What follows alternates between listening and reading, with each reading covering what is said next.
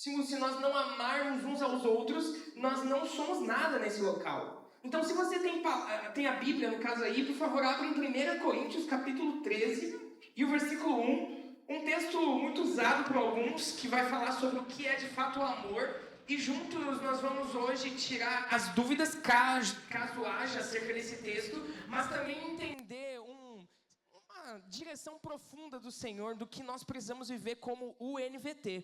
1 Coríntios capítulo 13, versículo 1. Deixa você abrir para acompanhar e ver que eu não vou falar heresia. 1 Coríntios 13, 1. É muito bom você abrir e acompanhar, tá, gente? Não que eu desejo falar heresia, mas é bom acompanhar. Tudo é importante a gente rever. 1 Coríntios 13, 1. Então eu vou ler aqui. Se você não trouxe Bíblia, vai estar passando ali nos slides também o versículo que nós vamos ler. 1 Coríntios 13, 1. A palavra de Deus, ela nos direciona a entendermos um pouco mais acerca do que é o amor. E antes de iniciar, eu queria te fazer até uma pergunta. Será que nós amamos da maneira correta? Será que nós amamos as pessoas da maneira em que Deus nos pediu para nós amarmos? Será que realmente você, essa noite, conhece o amor de Deus? Será que você é alguém apaixonado por Jesus? Você já parou para pensar nisso? Porque às vezes nós temos muitos momentos em que a nossa vida ela nos permite demonstrar um amor de forma prática para quem nós admiramos. Mas o amor de Deus ele não tem a ver com amar somente em quem nós gostamos de amar. O amor de Deus tem a ver com amor sacrificial. Mas vamos entender o que a Bíblia diz? Acompanhe comigo aí. Se eu falasse a língua dos homens e dos anjos, mas não tivesse amor, seria como um sino que ressoa ou um símbolo que retine.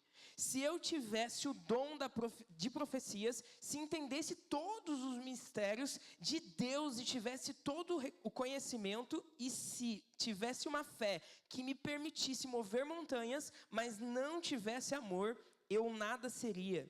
Se desse tudo que tenho aos pobres e até entregasse meu corpo para ser queimado e não tivesse amor, de nada me adiantaria. Vamos começar entendendo essa parte, mas vamos pedir primeiro para o Espírito Santo nos guiar. Baixe sua cabeça, feche seus olhos. Vamos clamar a Deus para que Ele nos direcione acerca dessa mensagem. Senhor Jesus, essa noite nós não queremos te entregar algo que seja impuro. Então nós pedimos que o Senhor venha perdoar os nossos pecados, aqueles que cometemos durante essa semana. Talvez hoje, antes de chegar aqui, nos perdoe, Jesus. Que nós possamos nessa noite estar com a nossa alma conectada à Tua vontade.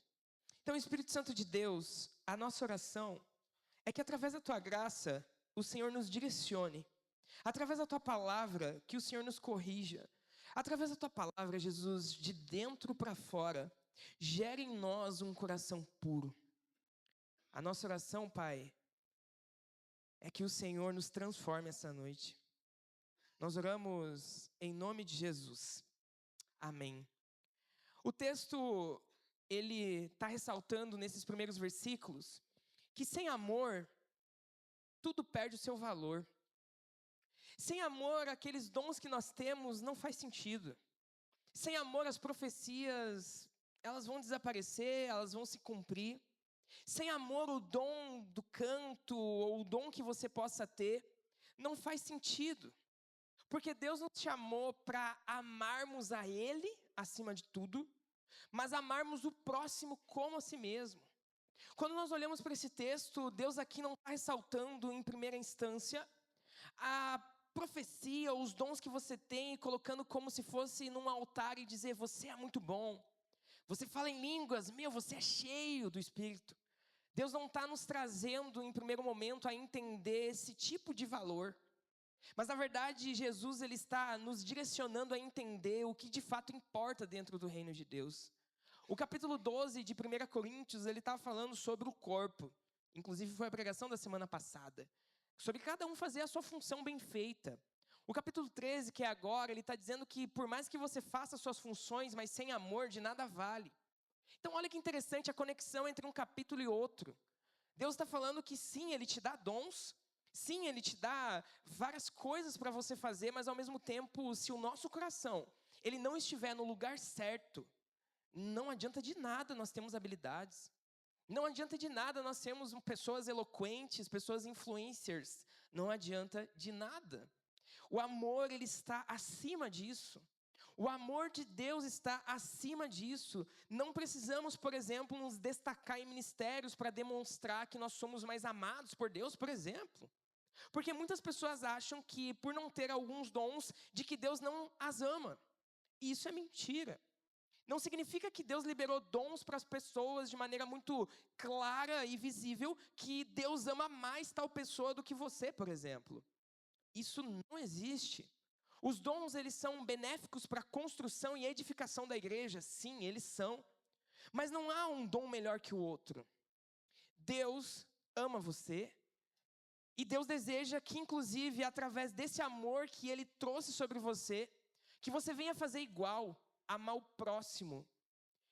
Deus deseja de mim e de você um amor verdadeiro pela presença dEle, mas também pelas pessoas que estão ao nosso redor. Se aquilo que você tem como qualidade, dons, habilidades, não faz você amar o próximo, há algo errado no seu coração. Se aquilo que você tem como habilidade só gera um orgulho de mostrar que tu é melhor que outras pessoas, há algo de errado no seu coração. Nós não recebemos talentos e dons para mostrar que somos melhores ou piores. Não. Nós recebemos talentos e dons para mostrar o quanto Deus ama as pessoas. Até porque muitos de vocês, inclusive eu, talvez não, todos nós recebemos muitas bênçãos de pessoas que têm os seus próprios dons. É só olhar para o teatro. O teatro aqui foi belo demais, eu ressaltei no começo, mas quero ressaltar de novo. Que dom! Agora me coloco no teatro para vocês verem a bagunça que fica. Eu não tenho esse dom. Mas Deus usa essas pessoas no teatro para ministrar o teu coração. Então não tem quem tem um melhor dom, quem tem um pior dom. Tem um único propósito, que é a edificação da igreja. Jesus, ele deseja que o nosso coração entenda que o amor a Ele em primeiro lugar e o próximo como a nós mesmos é a essência da igreja. É a raiz dessa árvore que a gente tratou tanto nesse tema Enraizados. Amar a Deus acima de tudo. Hoje, muita gente confunde, por exemplo, maturidade com ativismo. Muita gente confunde, por exemplo, que tal dom demonstra que a pessoa é mais habilidosa e madura do que outro dom. Muitos que às vezes estão na igreja há muitos anos, que não têm talvez um dom muito visível, que aparece num palco ou numa rede social, mas são fiéis há anos. Pessoas que plantaram semente na vida dos seus familiares, mas que nunca foram vistas na igreja, pregando ou ministrando. Pessoas que há anos são convertidas, que passaram por tempestades, dias difíceis, mas mesmo assim permaneceram fiéis, com as suas raízes no Senhor Jesus. A igreja não tem a ver com quem aparece mais. A igreja tem a ver com quem permanece até o fim. Jesus, em meio a esse processo que nós entendemos nessa série de mensagens, quis trazer para nós esse entendimento claro de que, beleza, glória a Deus, os dons foram liberados para nós. Mas para quê? Para que nós possamos amar uns aos outros. Jesus nos chamou a esse entendimento. Porque é possível, por exemplo, você cantar e não amar. É possível você levantar a mão no culto e não amar a Deus. É possível, por exemplo, você servir as pessoas no ministério e não amar a Deus. É possível, por exemplo, você servir no ministério e não amar nem a equipe que você está servindo. É possível. É possível, por exemplo, você liderar e não amar da maneira correta. Não amar direito a tua esposa, tratar ela mal. Não amar, por exemplo, os seus pais. Não amar, por exemplo, as pessoas que você inclusive lidera. É óbvio que é possível. Por quê? Porque nós somos pecadores. Isso não é uma validação de que tu está certo, não. O que nós vamos perceber no texto é que a falta de amar a Deus em primeiro lugar nos torna pessoas que não amam o próximo da maneira correta. Porque, na verdade, o que Deus deseja de nós não é somente as atividades que vão edificar outras pessoas, serviço, voluntariado, postagem de um versículo numa rede social. Isso edifica. Eu creio que Deus usa essas coisas, porque apesar de nós, Deus faz. Mas isso não tem a ver que teu coração está correto. Muitas vezes pode ser que nós estamos nos afastando de quem realmente importa, que é Jesus, sendo aqueles ativistas que estão fazendo, servindo, estando em todos os lugares, mas na verdade o nosso coração está distante de quem é o verdadeiro amor. E isso é uma perca de tempo. Porque na verdade, tudo que a gente faz nessa terra vai passar. Mas o único que vê o que é eterno, que é Jesus, é Ele que no último dia nós vamos nos encontrar, que nós vamos para um reino que é Ele o Rei, e que aquilo que nós deixamos de fazer na presença dEle, também não vai ser recompensado depois. Olha o texto de Mateus, eu queria ler, que eu acho que faz total sentido nesse momento. Mateus 7:22 diz assim: no dia do juízo, muitos me dirão, Senhor, Senhor, não profetizamos em Teu nome, não expulsamos demônios em Teu nome, e não realizamos muitos milagres em Teu nome. Eu, porém, responderei, nunca os conheci. Afastem-se de mim, vocês que desobedecem à lei. Cara, vamos lá? Será que não é alguns dons que muitas vezes as pessoas, ou até nós, colocamos como se fossem os mais espirituais? Expulsar um demônio, meu Deus, o cara é crente. Curar pessoas, nossa. Falar em línguas, meu Deus. E às vezes a gente começa a elencar, e não só quem vê, eu digo nós que temos esses dons, e achar que isso demonstra que nós somos de fato alguém que vai ser aprovado. Mas o texto está falando que talvez chegará ao último dia e ele fala, cara, eu não te conheço. E isso é muito urgente e preocupante, na verdade, ao mesmo tempo. Porque então, qual que é o chamado de Deus? O chamado de Deus para nós é permanecer amando a Ele acima de todas as coisas. Usando esses dons não para mostrar que somos melhores por conta da nossa falta de, identidade.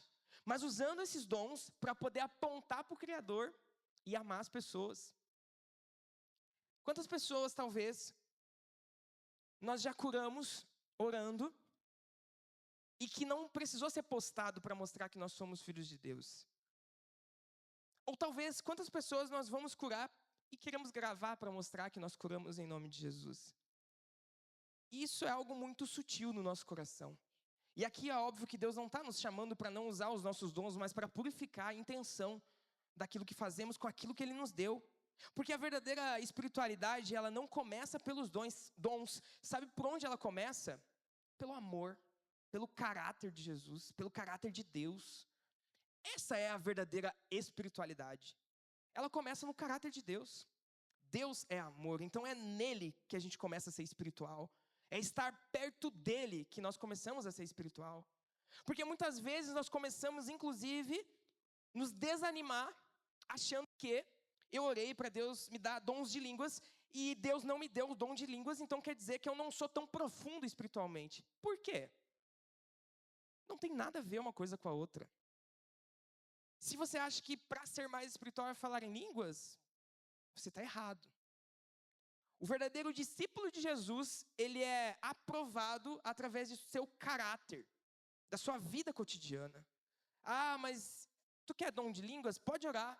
Mas quando Deus quiser, Ele te libera. E se Ele não liberar, continua orando. Mas isso não define profundidade espiritual.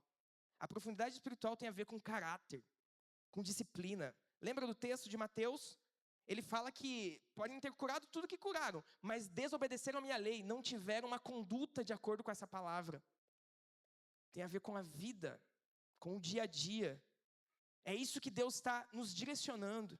Até porque o amor, ele cria raízes. Olha só o que o texto diz no capítulo 13 ainda, mas no versículo 4, ele diz assim: o amor é paciente e bondoso. O amor não é ciumento, nem presunçoso, não é orgulhoso, nem grosseiro. Não exige que as pessoas sejam à sua maneira. Não é irritável, nem rancoroso. Não se alegra com a injustiça, mas sim com a verdade. O amor nunca desiste, nunca perde a fé. Sempre tem esperança e sempre se mantém firme. Aqui nós percebemos que há algumas atitudes práticas que Paulo declara acerca do amor. O primeiro ponto é que o amor, ele é o quê? Paciente. Inclusive, essa palavra, ela define que o amor, ele não é um amor explosivo. É um amor contido, um amor certo. Porque muitas vezes as pessoas acham que ser paciente é uma questão de, ninguém me tira a paciência, eu sou paciente. Não. A paciência é testada quando você, na verdade, está sendo tirado do sério. Ali, a paciência é testada. Então, quando ele fala que o amor é paciente, ele está falando que o amor, ele demora, quem ama de forma paciente, demora para explodir. Ele tem autocontrole. Lembra lá, Gálatas 5? Ele tem autocontrole. Quem ama, que tem Deus como o foco, ele vai demonstrar o seu amor através da bondade, através da paciência. Mas daí ele entra então para o segundo termo, que é o amor é bondoso. O que isso significa? Mesmo que ninguém mereça que eu vá servir essa pessoa, eu preciso servir. Porque a bondade, ela não tem a ver com você fazer para as pessoas que você gosta. Isso não é ser bondoso, isso é só ser. Mas a bondade nesse texto tem a ver com você fazer para as pessoas que você odeia, que você não gosta, que você tem dificuldade de se relacionar. É isso que o texto está falando sobre o amor ser bondoso. Porque é para as pessoas que você, inclusive, talvez ache que elas não merecem o teu serviço. Elas não merecem o teu amor, não merecem o teu serviço e voluntariado. É para essas pessoas que nós somos chamados a sermos bondosos. Porque quando nós, inclusive, entendemos o amor de Deus para comigo e agora para com você individualmente, nós vamos perceber que o amor de Deus para nós foi um amor sacrificial. Todos nós éramos inimigos de Deus. Quem você tornou inimigo e que não quer se relacionar, éramos nós para com Deus. Então Deus demonstrou em uma atitude prática um amor para conosco, que é enviando o seu Filho. Quando ele enviou Jesus, ele falou assim: vocês são meus inimigos, mas eu sou bondoso. O meu caráter é bondade, então eu vou até vocês, mesmo não merecendo, e vou demonstrar o que é o verdadeiro amor. Então não cabe a mim e a você querer definir quais pessoas devem receber o nosso amor ou não, mediante o Senhor Jesus. Porque foi Ele que nos amou primeiro. Quem entendeu? Amém. Por mais que você possa ter alguém que você não curta muito, inclusive foi por essa pessoa que Jesus morreu, assim como foi por você. Porque talvez alguém aqui entre nós não seríamos amigos se não fosse por Jesus. Porque aqui nós temos várias personalidades, várias pessoas, várias histórias. Então por que a gente vai selecionar aqueles que vão ser salvos ou receber a palavra de Deus como salvadora? Mas o texto diz: não procure seus próprios interesses. E é muito legal porque hoje nós olhamos para aquilo que nós vivemos e muitos ainda falam: o que importa é ser feliz. Isso não é evangelho. Muitas vezes tem coisas que a gente não vai ter felicidade de fazer, mas por conta da palavra está dizendo, a gente vai precisar fazer. Muitas vezes vai ter momentos em que você não vai ter vontade de ler a Bíblia, mas porque a palavra diz que nós precisamos ter esse relacionamento com Deus, nós vamos precisar ler a Bíblia. Muitas vezes você não vai ter vontade, bem provavelmente, de ir até essa pessoa que você odeia e que vem na tua mente agora, e você vai precisar ir e amar essa pessoa. Porque Jesus é amor, Deus é amor, e porque Jesus nos envia a amar o próximo dessa maneira. Portanto, o importante não é a felicidade, como essa frase que tantos falam. O que então é importante? O importante é obediência, é obedecer a Deus. Em meio a esse momento em que nós estamos passando, cada um na sua vida pessoal, nós somos chamados a permanecer fiéis a Jesus, obedecendo a sua palavra e amando o próximo. Jesus nos chama ao amor dessa maneira. Inclusive, eu queria citar 2 textos rápidos que têm a ver com esse entendimento, que diz assim: quem perder a sua vida por minha causa, a encontrará. Talvez você pense, até então, não faz sentido, pastor, tu falar sobre não ser feliz, porque o cristianismo é felicidade. É óbvio, cristianismo é completude. Mas a felicidade é a Nova Jerusalém, meu irmão. Aqui na terra é luta, mano. E quando o texto ele fala, inclusive, acerca disso, aqui em Mateus 16, 25, quem perder a sua vida por minha causa a encontrará. É óbvio que ele está falando também de mártir e tudo mais, mas também para aqueles que desejam morrer para si mesmos. Ser discípulo de Jesus é caminhar como Jesus caminhou. Como Jesus caminhou? Até a sua morte e ressurreição. Ele foi dia após dia sendo tentado, sendo testado, passando em todos os processos, aprovado. Quem cuspiu nele, ele amou. Quem bateu nele, ele amou. Então, não pense que às vezes o evangelho vai ser tão fácil, porque não é. Quem aqui, por exemplo, peca odiando pecar? Mano, se você peca é porque tu acha que tem alguma coisa boa no pecado. Agora, qual que é o difícil então? Você lutar contra o pecado. Isso é matar a tua carne. Isso de fato é difícil. Então, quando Jesus nos chama, Ele nos chama para uma guerra, Ele nos chama para uma luta. Tem um texto que diz assim: eu lhes digo a verdade, lá em João 12, 24. Se o grão de trigo não for plantado na terra e não morrer, ficará só. Sua morte, porém, produzirá muitos novos grãos. Esse texto, eu estava pensando nele enquanto fazia a pregação essa semana, e eu creio que muitas vezes nós não geramos frutos na nossa vida individual ou até ministerial, porque a gente não está disposto a morrer. Muitas vezes nós queremos o resultado sem ter o trabalho.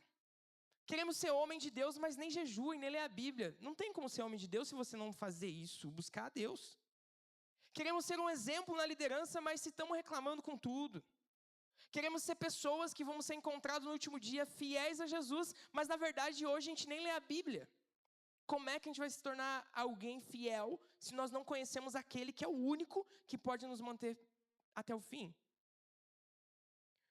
Jesus nos chama à permanência, a criar raízes na presença dEle, a entender que esse amor nos alcançou para então nós amarmos as pessoas, para então continuarmos sendo santificados através desse relacionamento com Jesus. Você e eu, nós fomos chamados para viver de maneira pura, de maneira santa. E eu queria ler no versículo 13 agora, se você está com a Bíblia aberta.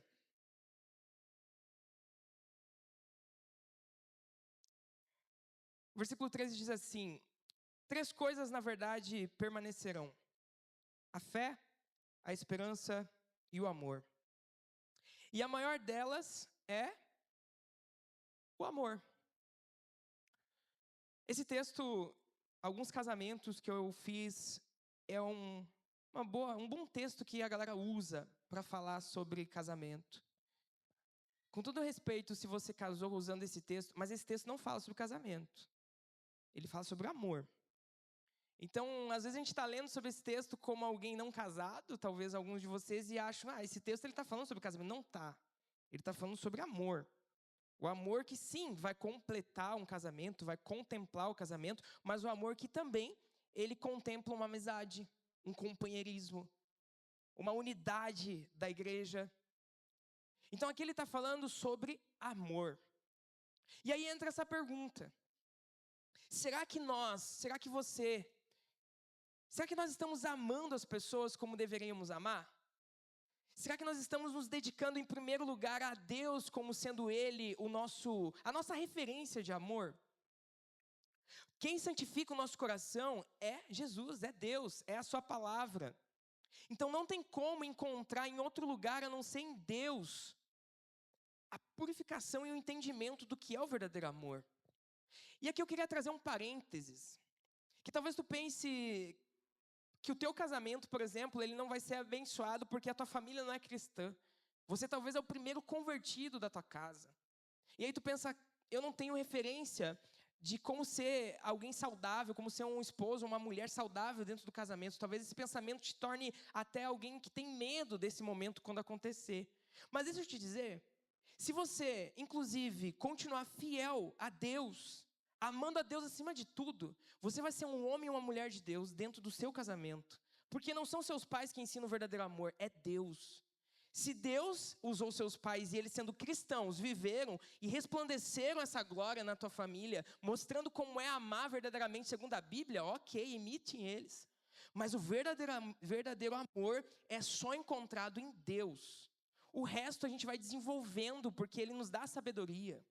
Então, meu irmão, há esperança para você, para a tua vida individual, para amar as pessoas ao seu redor, para a tua vida conjugal, para amar a sua futura esposa, seu futuro marido, a sua vida paternal, maternal, para amar seus futuros filhos. Se você permanecer em Cristo, em Deus, Ele vai ensinar você a amar. Porque Deus é amor. Deus é amor. Eu não sei da tua história. Deus sabe da tua história. Mas uma coisa que eu sei também, mesmo não sabendo da tua história, é que Deus é poderoso para fazer coisas que nós nem imaginamos, se nós permanecermos fiéis a Ele. Se nós criarmos raízes na presença desse Deus, Deus é poderoso para fazer coisas que nós nem sonhamos.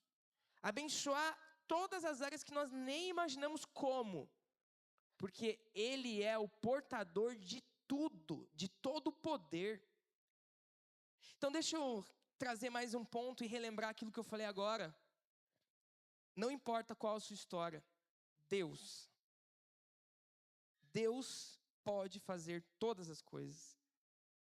E é muito interessante porque acabar o texto, ou melhor, acabar a série de mensagens com esse texto, nos faz pensar que então, quando as pessoas que eram nossas referências, elas se desviam da caminhada, o nosso ânimo não vai ser olhar para testemunhos que vão ser assim, falharam, mas vai ser olhar para Jesus. O nosso ânimo da caminhada cristã, seja ministerial, seja qualquer área, é olhar para Deus, cara. Essa é a nossa esperança.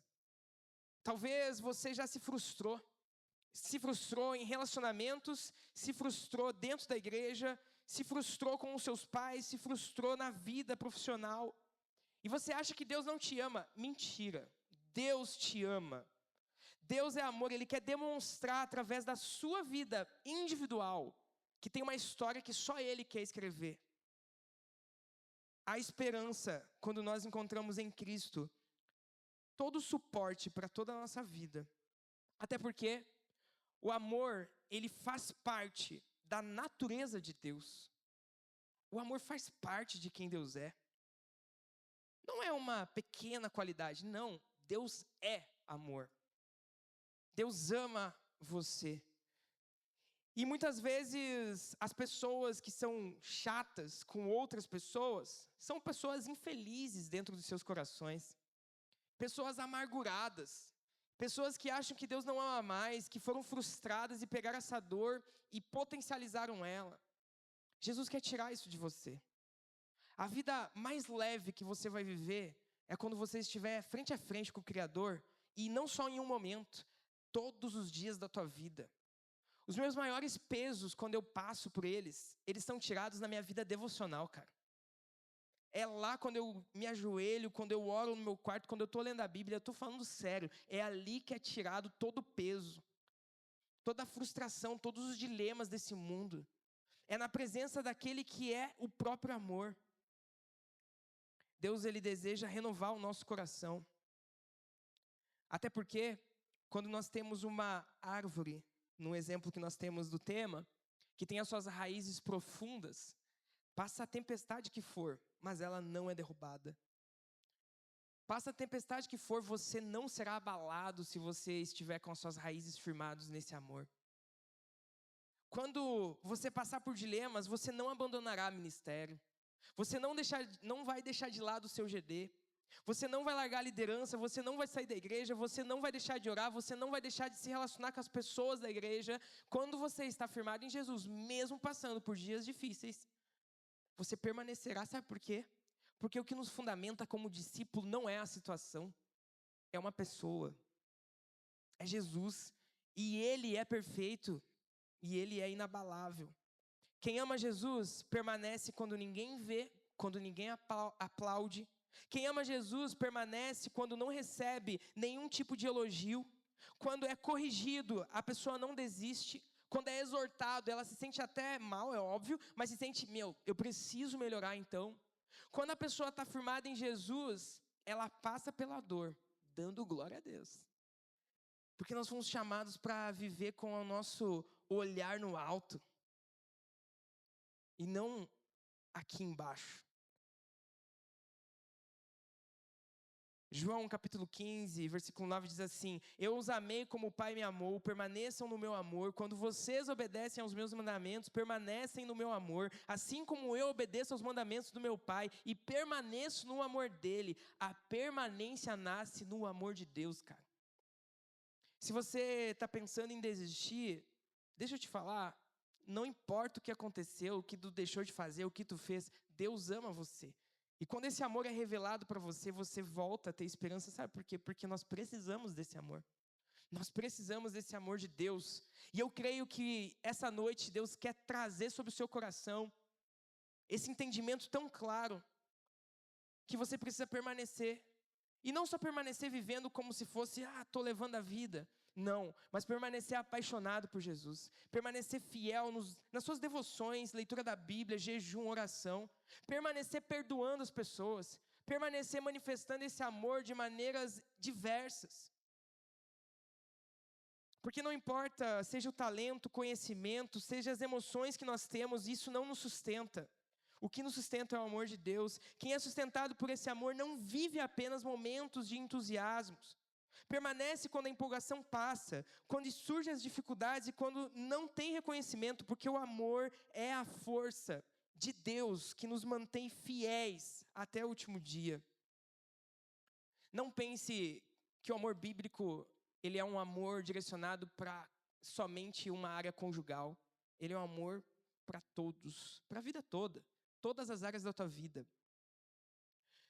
Eu creio que o Senhor, inclusive, deseja trazer sobre o nosso coração esse entendimento, e por isso eu queria fazer você pensar. Eu vou fazer algumas perguntas, mas eu queria que você respondesse na sua consciência. A primeira pergunta é: sua caminhada com Deus está sendo sustentada pelo amor ou apenas por um hábito? Será que não virou um hábito você estar em culto? Será que não virou um hábito você participar de um GD? Será que não virou um hábito você assistir pregações? Você só faz o que sempre fez a vida toda? Ou é por amar a Deus? Por saber o privilégio de poder escutar a palavra de Deus, ler a palavra de Deus? Por saber o privilégio de poder louvar a Deus num culto? A outra pergunta: se os aplausos, se os reconhecimentos acabassem, será que você continuaria servindo? Se o foco que às vezes você servindo em ministério tem, será que tudo isso acabasse? Será que você permaneceria servindo a Deus? Se você, por exemplo, enfrentasse uma decepção, será que você permaneceria fiel a Cristo? Ou vamos colocar para algo que pode ter acontecido? Se você foi frustrado, será que você tem a mesma empolgação, desejo de buscar a Jesus? Porque é óbvio, alguém pode ter ferido você na caminhada cristã. Mas o reino de Deus, ele não aponta para pessoas e pastores. O reino de Deus aponta para Cristo. E ele não falhou. Você ama Jesus pelo que ele faz por você? Ou por quem ele é? Porque talvez ele não vai fazer o que tu está pedindo. Mas ele continua sendo o Salvador. Por que você ama ele? Porque nós temos às vezes muitos crentes mimados, que oram há muitos meses, anos, e desistem da fé porque Deus não respondeu a oração. Meu irmão, se Deus fosse responder a oração de todo mundo, cara, a gente não teria o reino de Deus, a gente teria o reino das pessoas. Deus responde quem Ele quer, porque Ele é santo. Não você, não eu. Então não desista porque Deus talvez não respondeu a tua oração. E talvez Ele respondeu com um não. Não vai te dar.